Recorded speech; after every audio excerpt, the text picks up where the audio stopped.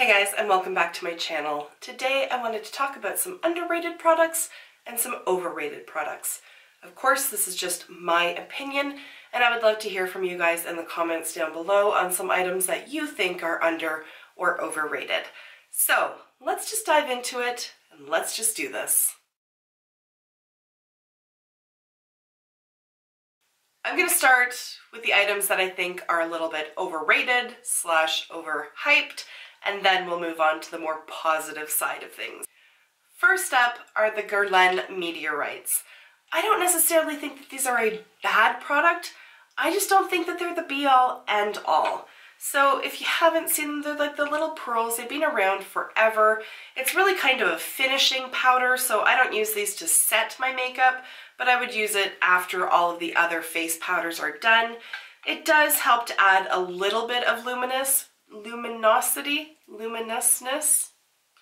does help to make me look a little bit more glowy. However, they come with a very hefty price tag, and for me, I think that's what kind of turns me off, because if I'm spending $77 on a product, I really do want to be wowed by it. I have heard people talk about this product for years here on YouTube, and I think it's just a bit overrated, to be honest, because the result that it provides just doesn't live up to what my expectations were. So maybe that just means it's disappointing, but I'm going to put it in the overrated category nonetheless, because I'm the one sitting in front of the camera and therefore I get to control what I say. Sorry. So I don't know, like, they're not bad. It's obviously not to the point where I've returned them. I will continue to use them. I'd be curious to know just how long it would take to actually get through all of those. But nonetheless, it's not a must-have, and it's certainly not something that I would recommend people go out and drop that amount of coin on. I am going to go ahead and say that the Naked palettes from Urban Decay are overrated. They are cult classics, particularly Naked 1, Naked 2, Naked 3 to some extent, and then they've branched off and now they've got Naked Heat, Naked Cherry, Naked Smoky, Naked whatever, I don't know. It never seems to end. The new Reloaded, is that what it's called? I don't know. Again, none of these products that I'm talking about are bad. If they were bad, they'd be in a fails category or something like that. These are just things that I don't personally think they deserve as much attention as they have received. So for me, I'm going to talk about the Naked Cherry simply because it's the only Naked one that I have left. I did have the 3 and I decluttered that one. These are, I think they're appropriately named. Naked is a good descriptor because they just don't pack a punch. They're not terrible shadows. I don't find them to be overly chalky or super frustrating to blend out, but they just don't really show up to the game, if you know what I mean. The shimmers aren't particularly impactful. A lot of the mattes can kind of blend into each other. In particular with Naked 3, I certainly found that to happen because any look that I kind of tried to do all sort of looked the same. To a lesser extent, this one does that as well. I would buy this one 100 times over Naked 3. It's not a bad palette. I just personally like my shimmery metallic shadows to be very foiled in nature, and these are not. It is a much more demure palette than some of the other ones in my collection. That may be right up somebody's alley, and that's totally fine. Just for me, they get an awful lot of hype, and I don't see it. Now, these products are not really all that talked about now, but at the time, particularly for the first, I'd say, year or so after they came out, they were all the rage. And those are the Velveteen liquid lipsticks from Lime Crime. These are just 2 of the ones that I have. I do have a multitude of others. They have a huge selection to choose from. I'm not going to knock them for that. They are not a bad product, yet again. However, this is not the liquid lipstick formula that I tend to gravitate towards. Yes, it does dry down, and it is, largely speaking, long-lasting. However, I find that these ones can get quite gummy, and alternatively, if my mouth is a little bit drier, like if I'm not licking my lips or drinking or anything like that, I find that they can get very crumbly upon each other. So it's like my lips sort of like rub against each other and they start to get a bit flaky and crumbly, and it's altogether not a particularly nice experience. So the first hour or two of wear, totally fine. After that, they start to disintegrate. And I do find that these ones I can't really touch up on top of it. I have to remove it fully and then start over again. For me, there are just better formulas of liquid lipsticks on the market. I've got two different Morphe categories to talk about. So one is brushes. I don't have a lot of Morphe brushes. I have, I think, well, the 4 that I've got here, and then maybe 1 or 2 others. I'm not sure. I didn't go through all like 600 of the brushes that I have. Morphe is one of those like polarizing brands, and so I'm not going to talk about that with their affiliate codes and all that kind of thing. I just want to talk about the actual products themselves. Some of them are good, some of them not so much.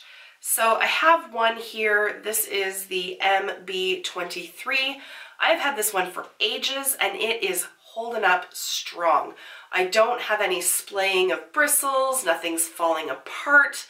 The ferrule, is that what it's called? The metal thing that holds the brush all together? Totally secure, and like I said, I've had this for years. This is a fantastic brush. This one I haven't had nearly as long, maybe 4 months or so. This is the M441. There is a tiny bit of splaying going on. It does shed occasionally. Overall, not a bad brush. Then we get into this guy here. This is the M510. There is a hair sticking out here. There is another one curled under over here. And this is one of those brushes that every time I use it, I have to pull a hair or 2 off because it just falls apart on me. I like the shape and the size of it. It's huge, but I really do like it for blending shadows into the transition area, except that it sheds quite a bit, and if it doesn't shed, then it's poking out, and because it's going so close to my eyes, I do have to pluck those hairs or else they stick in my eyeball. Lastly speaking, this is the M439. This is the second one that I've purchased of this, and I bought it around the same time that I bought this one, which was, I want to say just before Christmas time, maybe when Sephora had their sale, because I bought them from the Sephora site.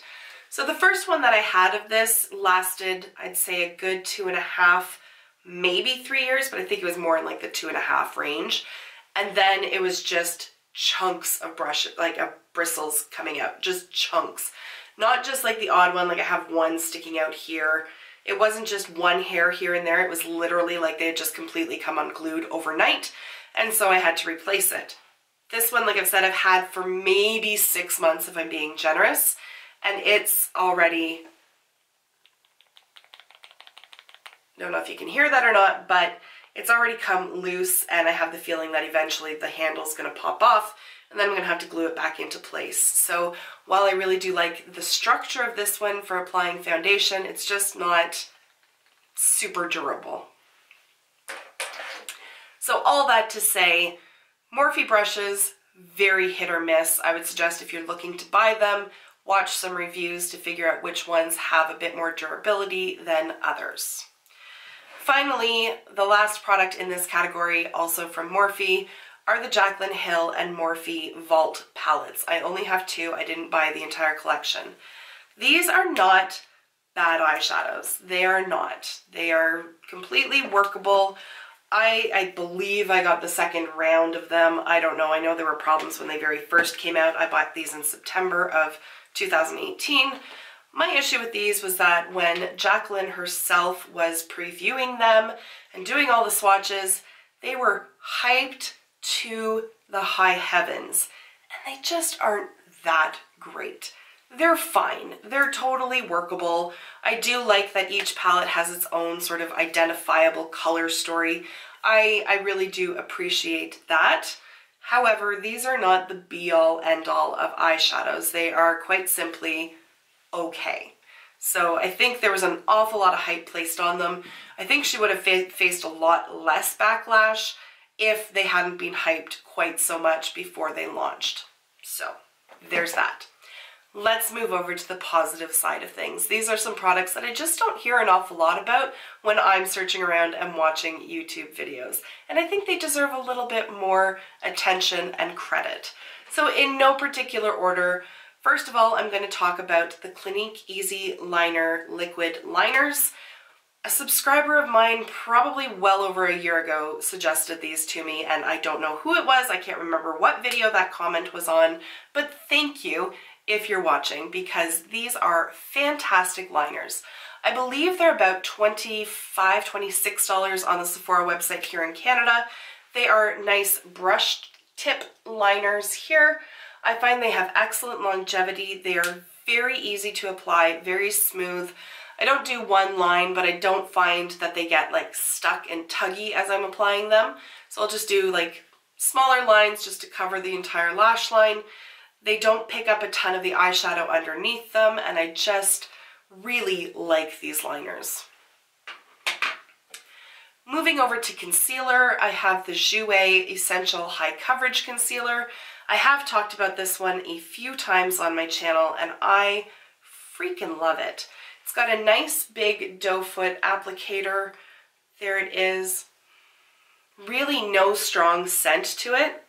If anything, just a little bit on the sweet side, but really nothing overly aggressive. I find it has excellent coverage. It blends out beautifully. It has excellent lasting power. Doesn't crease up under my eyes. I've got fine lines and some not so fine lines starting to show up. And this one has actually replaced the Shape Tape from Tarte for me. I really love this concealer. The Hello Happy from Benefit. Fantastic little foundation. I've got shade 2 and shade 3. This one works well in winter, this one works well in summer, and then combined they cover the shoulder seasons. It says that it's a soft blur foundation. It is a rather sheer coverage foundation, but it's a fantastic day-to-day one for me when I don't want a ton of coverage, but I would like something to make me feel a little bit more confident in myself. And it's great for sort of just throw it on and running around doing errands kind of thing. Because it's got a lighter amount of coverage, I find that I don't really have to do a lot of like contouring and rebuilding all of the, you know, valleys and peaks in my face, if you will. It doesn't mattify everything, it doesn't blur everything out completely, but it does help to just mask any minor imperfections that you have. And I think it's just a fantastic little product. I also really appreciate the packaging. First of all, it's adorable. If it'll focus, there it's got like the little heart eye happy face. And then it's just a little squeeze bottle, which I think is super functional and really helpful. So I don't hear anybody talk about this one, but if you are in the market for a sheer coverage foundation, this is one I would suggest checking out. Next is an eyeshadow palette that, again, I just don't really hear many people talking about. And it's from Pure Cosmetics. It's their Visionary palette. There are the shades in there. It is a rather sort of warm-ish toned palette, but these products are beautiful.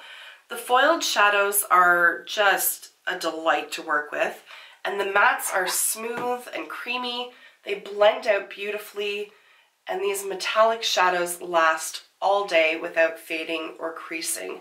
I find that it is a rather versatile palette for having a very sort of defined color story to it.